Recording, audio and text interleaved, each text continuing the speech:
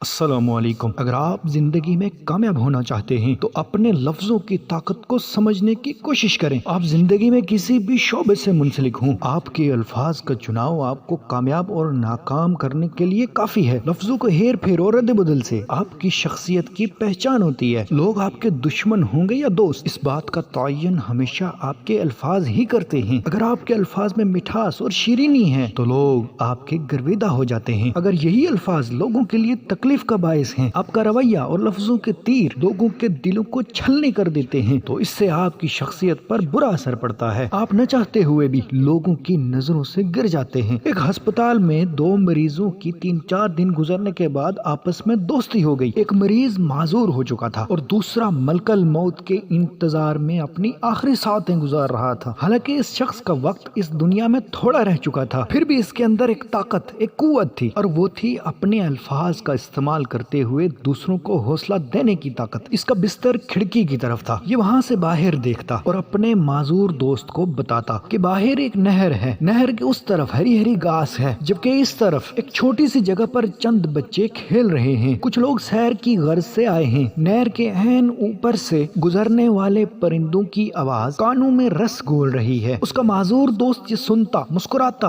और उठने की कोशिश करता, मगर न उठ सकता। यूं ही दिन गुजरते गए। फिर एक दिन ऐसा आया, ये सारे मंजर बताने वाला दोस्त अपने बिस्तर से गायब था। इस माजूर शख्स के पूछने पर बताया गया कि वो तो अपने अल्लाह को प्यारा हो चुका है, उसकी जिंदगी के तो चंद ही दिन बाकी थे। इस माजूर दोस्त को बहुत बेचैनी और बेकरारी सी होने लगी, क्योंकि अब इसको सुहाने मंजर दिखाने वाला दोस्त नहीं था। इसने एक मंसूबा बनाया। इसने पूरी कुव्वत और ताकत से उठने की कोशिश की। बिस्तर से नीचे उतरा, गिरा, फिर संभला, बिलाखिर खिड़की के पास पहुंच गया ताकि उस मंजर को देख सके, उस मंजर से लुत्फानंदोज हो सके जो उसका दोस्त उसे बताया करता था। मगर वो वहां पहुंचा तो एक अजीब मंजर था। न कोई नहर, न हरी घास, न बच्चे और न परिंदों की खूबसूरत आवाजें। उसने मेडिकल स्टाफ से पूछा, क्या वो शख्स अपने साथ वो नहर भी ले गया? स्टाफ ने उसे बताया कि इस बात का तो अंदाजा नहीं कि वो शख्स अब से झूठ बोल रहा था, लेकिन अगर आप माजूरी के बावजूद भी अपने बिस्तर से इस खिड़की तक पहुंचे हो तो इसके पीछे उस मुर्दा शख्स के जिंदा लफ्जों की ताकत है।